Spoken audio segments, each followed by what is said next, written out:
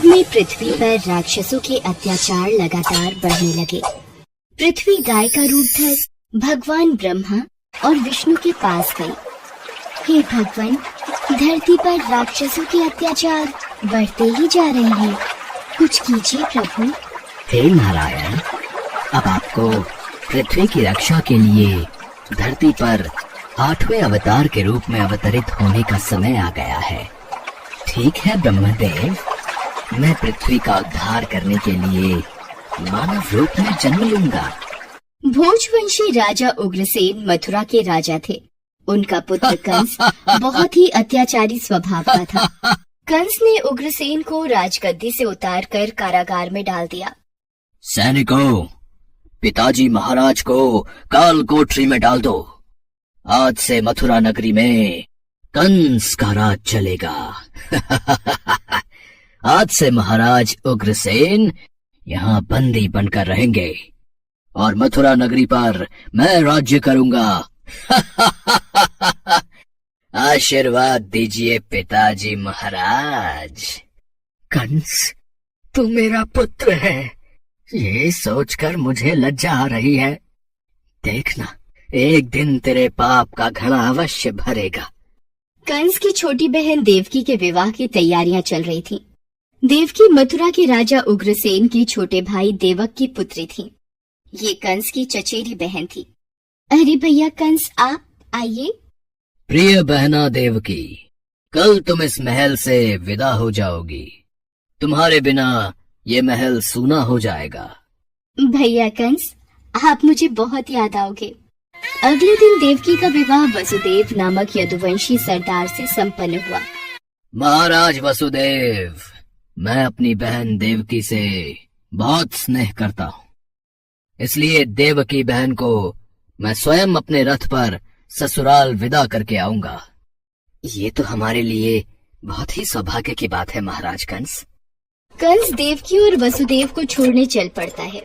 देवकी के पिता देवक उसे बहुत सारा धन धान्य संपत्ति आदि देकर विदा करते हैं। कंस देवकी और वसुदेव के साथ वार्तालाप करते हुए अभी आधे रास्ते ही पहुंचा था कि रास्ते में एक आकाशवाणी होने लगी। हे कंस, जिस देवकी को तू बड़े प्रेम से ले जा रहा है, उसी में तेरा काल बसता है।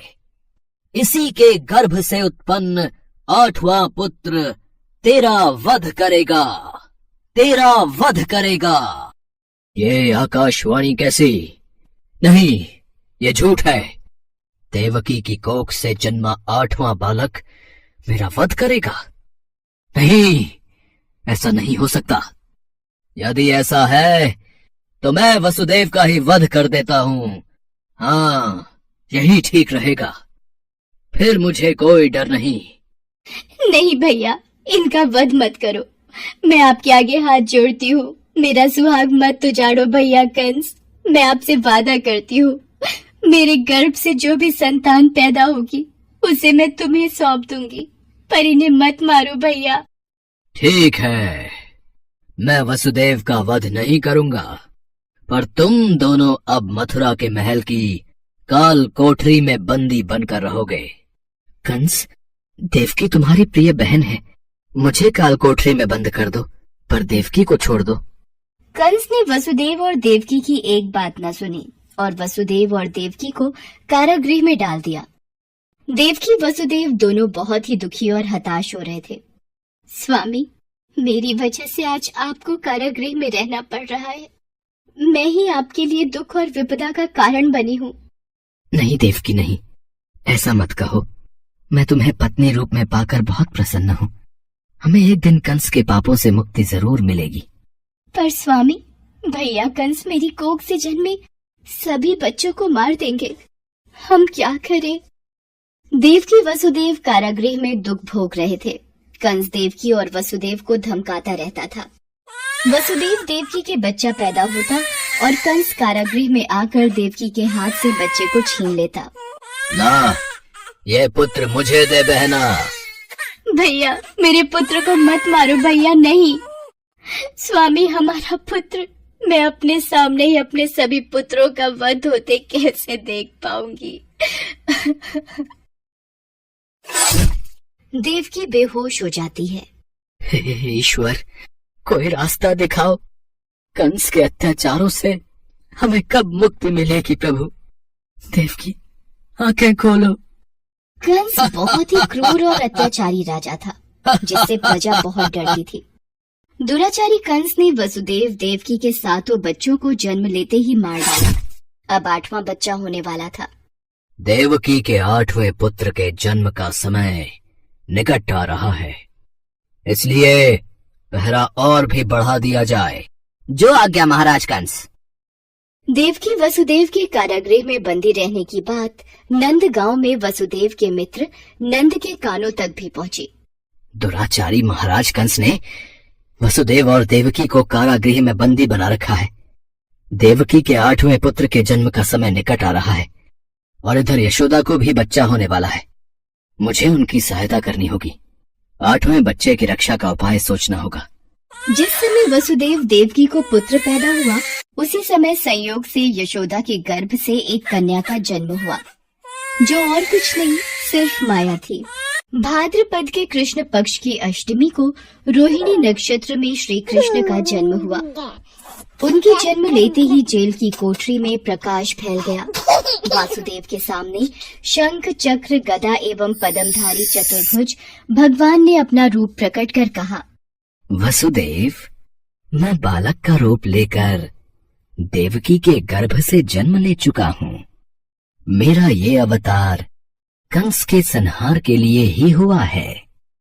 अब देर न करो, तुम मुझे तत्काल गोकुल में नंद के यहाँ पहुंचा दो और उनकी अभी अभी जन्मी कन्या को लाकर कंस को सौंप दो। ये कहकर भगवान विष्णु अंतर्ध्यान हो गए। देखते ही देखते वसुदेव जी की हथकड़ियां अपने आप खुल गईं। कारागृह के द्वार अपने आप खुल गए। सभी पहरेदार सो गए। देवकी बेहोश अवस्था में थी। वसुदेव कृष्ण को एक टोकरी में रखकर गोकुल को चल दिए। बारिश और तूफान के बीच नन्हे कृष्ण को उठाए वसुदेव चल रहे थे। यमुना जी का जल स्तर तो बहुत ऊपर हो रहा है। कैसे जाऊं अपने नन्हे बालक को लेकर? हे नारायण, सहायता कीजिए। यमुना नदी श्री कृष्ण के चरणों को स्पर्श करना चाहती थी, इसलिए वो ऊपर हो गई। भगवान ने अपने पैर लटका दिए। चरण छूने के बाद यमुना घट गई। भगवान श्री कृष्ण की इस लीला को वसुदेव भली भांति देख रहे थे। वो यमुना पार कर गोकुल में नंद के यहाँ गए। मैं इस बालक कृष्ण को तुम्हें सौंप रहा हूँ। ये बड़ा होकर मथुरा वासियों को कंस के अत्याचारों से मुक्ति दिलाएगा। लाओ मित्र वसुदेव, यशोदा अभी गहरी नींद में है। मैं इस बालक को यशोदा की बगल में सुला देता हूँ। नंद माया रूपी कन्या को वसुदेव के हाथों में दे देते हैं। ये लो मित्र, इससे पहले कि कंस कारागृह में पहुंचे, तुम शीघ्र इस कन्या को लेकर वापस लौट जाओ। तुम धन्य हो मित्र, तुम धन्य हो। वसुदेव वापस कारागृह में लौट आते हैं और उनके लौटते ही कारागृह के द्वार अपने आप बंद हो जाते हैं। वसुदेव जी के हाथों में हथकड़ियां पड़ जाती हैं। हाँ, अरे ये तो बच्चे के रोने की आवाज है। महाराज कंस को सूचना देते हैं। देवकी, हमारे यहाँ 8वें पुत्र ने नहीं, पुत्री ने जन्म लिया है। क्या? अब ये तो पुत्री का जन्म हुआ है। पहरेदार कंस के पास जाते हैं। महाराज की जय हो। देवकी ने पुत्र को नहीं, पुत्री को जन्म दिया है। क्या? ऐसा कैसे हो सकता है? कोई बात नहीं, शायद मेरे प्रकोप से भगवान भी डर गए और पुत्र की जगह पुत्री का जन्म हो गया। ये तो विधि का विधान बदल गया, पर मुझे सावधान रहना होगा। मैं इस कन्या का भी वध कर दूंगा। भैया इसे छोड़ दो, ये तो कन्या है। आपको तो मेरे 8वें पुत्र से कष्ट था। कंस ने देवकी की एक न सुनी और कन्या को देवकी की गोद से छीन लिया। कंस ने जैसे ही कन्या को पत्थर पर पटक कर मारना चाहा, वैसे ही कन्या कंस के हाथों से छूटकर आकाश में उड़ गई और कन्या ने देवी का रूप धारण कर लिया। हे कंस, तुझे मुझे मारकर कोई लाभ नहीं मिलेगा। तुझे मारने वाला तो कब का पैदा हो चुका है और गोकुल पहुंच गया है। ये कहकर देवी अंतर ध्यान हो गईं। कंस ये दृश्य देखकर गुस्से से छटपटाने लगा और गुस्से में अपने महल में आ गया। कंस ने श्री कृष्ण को मारने के लिए अनेक दैत्य भेजे। श्री कृष्ण ने अपनी अलौकिक माया से सारे दैत्यों को मार डाला। बड़े होने पर कृष्ण ने कंस को मारकर उग्रसेन को राजगद्दी पर बिठाया। उस दिन से श्री कृष्ण के जन्म महोत्सव को सारे देश में बड़े हर्षोल्लास से जन्माष्टमी के रूप में मनाया जाता है।